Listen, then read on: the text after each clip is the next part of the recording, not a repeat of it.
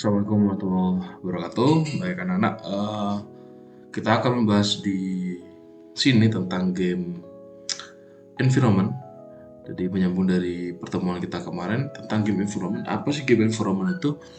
Game environment itu adalah sebuah pemandangan yang mendukung story dari game kita yang akan buat. Nah, misalkan pada contoh di depan saat ini, kita melihat game environment tentang monster yang sedang berpetualang ya di dunia yang nampaknya ada candi-candi seperti ini, candi-candi Maya. Kemudian ada halangan berupa ada sesuatu yang tajam lah. Sepertinya dia harus dihindari seperti ini. Nah, kenapa game environment itu begitu berpengaruh? Tentu saja berpengaruh. Hal ini juga menjelaskan dari peran kita dalam merancang aset-aset yang akan kita sajikan kepada player atau kepada user yang akan kita gunakan. Nah, kalau kita dari kasusnya ini, nanti story-nya sih ada karakter utama yang kita bisa lihat merah-merahnya ya. Seperti ini, lompat dia tugasnya. Kemudian ada aset yang bisa dipijak. Nah, seperti ini. Candi-candinya seperti ini. Kemudian ada background di belakangnya, dia mendukung keseluruhan dari cerita ini. Jadi kalau dilihat dari backgroundnya, dia ada di sesuatu yang banyak tumbuhannya, entah itu hutan atau apalah. Tapi yang jelas kalau dilihat dari segi seni, dia masih terhubung ceritanya. Nah, kemudian apa sih Pak tujuannya kita belajar environment seperti ini? Nah, tentu saja kita akan menghubungkan aset utama kita, karakter kita dengan environment yang akan kita buat. Tidak mungkin aset kita yang misalkan 2 dimensi nanti ditaruh di background yang menjadi terlalu realis, atau karakternya sudah realis jadi belakangnya bentuknya abstrak seperti ini. Nah, biasanya tidak seimbang. Nah, seperti kasus ini juga. Nah, ini. Jadi kalau dari environmentnya seperti ini, dia ada rintangan yang berbentuk seperti ini, kemudian ada background belakang sendiri, kemudian ada pijakan sama tadi. Sama dia sistemnya platformer. Ada karakter utama, kalau tadi merah, sekarang menggunakan karakternya itu karakter kecil seperti ini, entah bagaimana. Tapi yang jelas dia punya ability atau kemampuan untuk bisa bergelantungan sekarang. Kalau biasanya lompat, tapi dia punya ability seperti ini. Kemudian kalau kita lihat ini, nah karakternya entah kucing atau apa ya, monster ya. Kemudian ada background air terjun belakang, kemudian ada pohon, kemudian ada air mengalir sini juga, kemudian ada entah ini musuh atau apanya. Nah, kita bisa lihat seperti ini. Environment itu adalah sesuatu gabungan dari aset kita yang nanti perannya kita bisa pilah-pilah lagi menggunakan game engine yang akan kita gunakan, baik itu Construct, Unity, atau Unreal Engine. Tapi yang jelas yang harus dipenuhi pertama kali oleh kalian adalah pembuatan aset itu sendiri. Makanya Pak Aris meminta pembuatan aset dari kalian, dimulai dari karakter utama, kemudian ada musuh, background, serta aset-aset pendukung lainnya. Nah, seperti itu. Goalnya kita bisa akan membuat game yang kita tahu sendiri peran di dalamnya itu sebagai apa, karakter utama atau apa, seperti ini. Nah, Pak, keuntungannya jadi seperti ini apa sih? Ya bisa di artis, graphic designer, kemudian juga bisa di istilahnya konsep art kalau kalian mengenal itu. Jadi konsepnya seperti ini, nanti mungkin bisa diimplementasikan lagi ke ranah 3D. Jadi awalnya 2 dimensinya seperti ini, nanti 3D-nya jauh lebih keren, atau pengembangan aplikasi pada berikutnya. Nah, kita akan melihat lagi tentang environment yang disajikan oleh seniman lainnya. Nah, kalian bisa akses di Pinterest ya, kalian bisa ketikkan gain environment seperti ini. Nah, dan satu yang patut kita ketahui adalah sebenarnya kalau kita lihat karakternya gak begitu bagus atau bahkan dikatakan simple. Tapi apa yang bisa membuat dia menjadi bagus adalah perannya. Nah, kalau kita lihat di sini perannya si superhero ini yang rambutnya merah, dia bisa mukul seperti ini. Jadi sudah dipastikan dia adalah karakter utama yang bisa digunakan sebagai player. Nah, sedangkan NPC-nya sepertinya dia ininya dipukul seperti ini ya. Kalau dipukul dia akan mengeluarkan material. Kalau diklik seperti ini ada tombol interaktifnya seperti itu. Nah, itu yang membuat dia menjadi menarik. Nah, kita lihat ini juga. Ya, nah nih playernya seperti ini. Nah, ini yang akan kita coba buat sekarang. Gimana sih cara membuatnya dari aset ini? Nah, kira-kira seperti itu tujuan kita belajar environment. Sebelum masuk ke engine, tentu saja kita harus membuat asetnya. Nah, asetnya sudah banyak sekali yang mengirim ke Pak Aris menanyakan tentang pembuatan asetnya gimana Pak. Kuncinya silakan buat produk sendiri, asetnya sesederhana mungkin asal kalian bisa menggunakan pada pengolah grafis vektor atau bitmap seperti Photoshop atau Illustrator atau juga Corel. Nah, ini punyanya Lydia. Lydia bagus sekali seperti ini. Karena kalau kita lihat seperti ini, karakternya berbentuk beruang yang parah atau apa. Sepertinya dia juga terinspirasi dari Winnie the Pooh karena masih terlihat seperti ini, tapi tidak apa-apa. Sudah ada modifikasi minor kecil seperti ini, meskipun ya masih ya oke lah, tidak apa-apa. Sudah mencoba. Baik, kita akan membuat bagaimana asetnya akan kita buat. Nah, jadi tadi saya sudah garap, saya akan del sebelumnya. Kita akan mulai dari awal. Hapus, kita unlock dulu.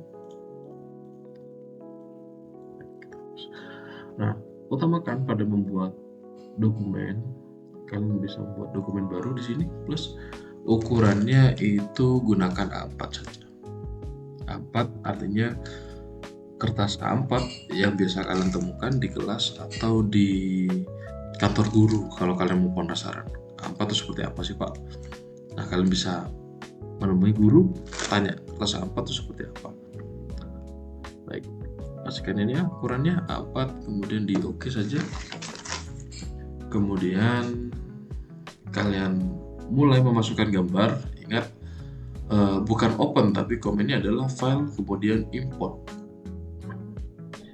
kemudian silakan cari di sini grafisnya ini. Tadi bentuknya gambar sini. Nah, ini kalian bisa atur terlebih dahulu. Upayakan pas di dalam dokumennya seperti ini. Nah, jika layarnya kurang mendukung atau tidak terlalu lebar, silakan kalian atur sedemikian rupa. Kalau sudah dipas seperti ini, diklik kanan, kemudian di lock. Tujuannya dia tidak tergeser oleh grafis lainnya. Baik, kita akan membuka tool pertama. Kita akan menggunakan Bezier. Tujuannya Bezier tool ini kalian bisa klik di sini dari freehand umumnya seperti ini. Kalian tekan selama 3 detik. Kemudian Bezier, kalian pilih titik pertama, kemudian hubungkan kepada titik yang memiliki sudut lengkung tajam. Sudut lengkung tajam itu seperti ini. Ini. Nah, silakan kalian imaginer atau kalian kalau kesulitan silakan bikin random saja seperti ini. Saya coba random. Sini, kemudian sini. Nah, intinya apa? Yang penting grafis ini akan menjadi sukses ketika ada penghubung. Nah, penghubung apa Pak? Nah, penghubungnya artinya titik poin tadi awal harus bertemu, jangan sampai tidak bertemu.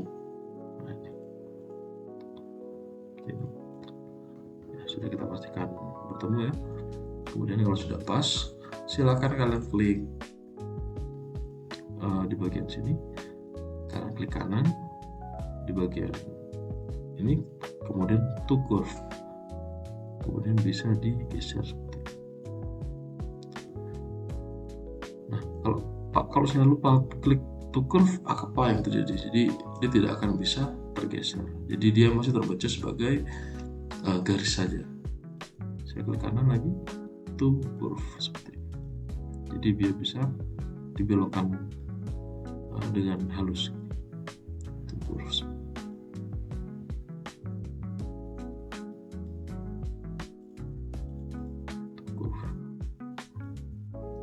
Sangat mudah sekali seperti ini. Silakan rajin berlatih anak-anak. Kemudian juga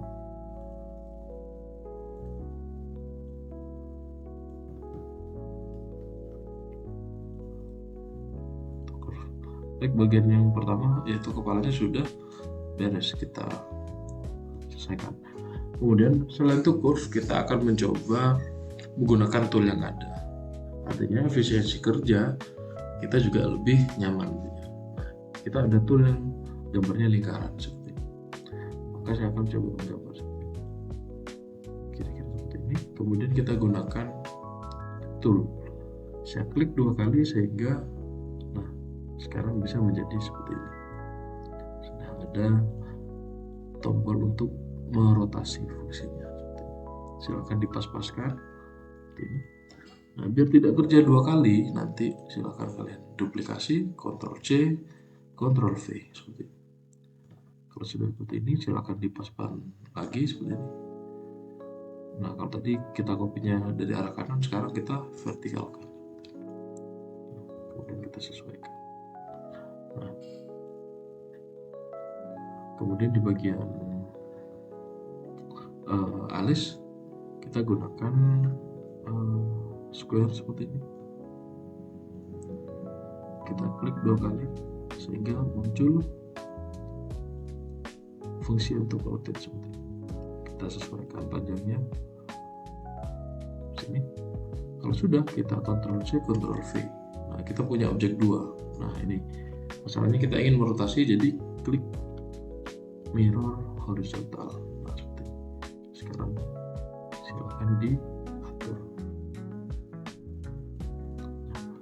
Sudah atur. Kemudian dilihat dari mata, sepertinya dia dari lingkaran juga. Tombol shift ditekan ini untuk menjaga konsistensi lingkaran. Kemudian Ctrl C, Ctrl V. Kemudian ini juga hidungnya, ambilkan dari sini. Kemudian kita coba edit arah bawah seperti ini, samping.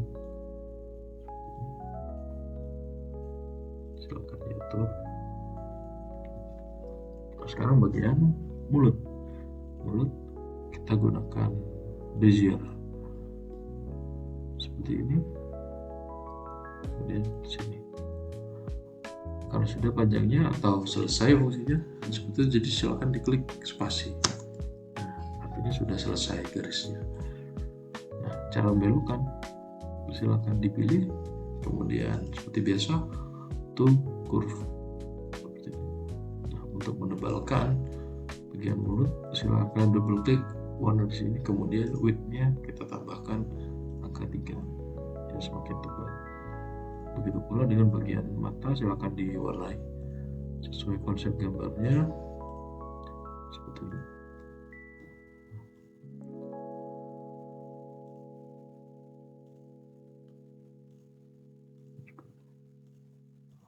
Nah, sudah. Anggaplah gambar ini sudah selesai sekarang. Nah, kalau sudah selesai, kalian sudah tracing semuanya, kita akan menggeser gambarnya atau di hide dulu. Kita unlevel. Kita bisa di hide, kita sembunyikan objeknya. Kemudian ada beberapa bagian untuk dimunculkan. Bagaimana caranya, Pak? Baik, kita akan mewarnai dulu.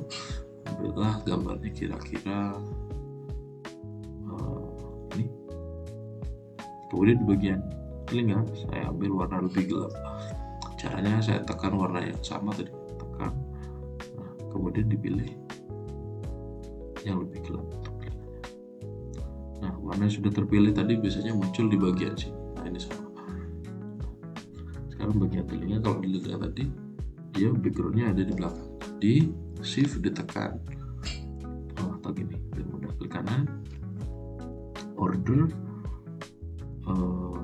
back one, seperti itu, klik kanan, order, kemudian back one, seperti ini. Tinggal setelah seperti ini kalian sesuaikan warnanya untuk menduplikasi warna. Jadi kalian bisa gunakan warna untuk dimensinya seperti ini. Tinggal kalian modifikasi karakternya nanti, entah itu dari penebalan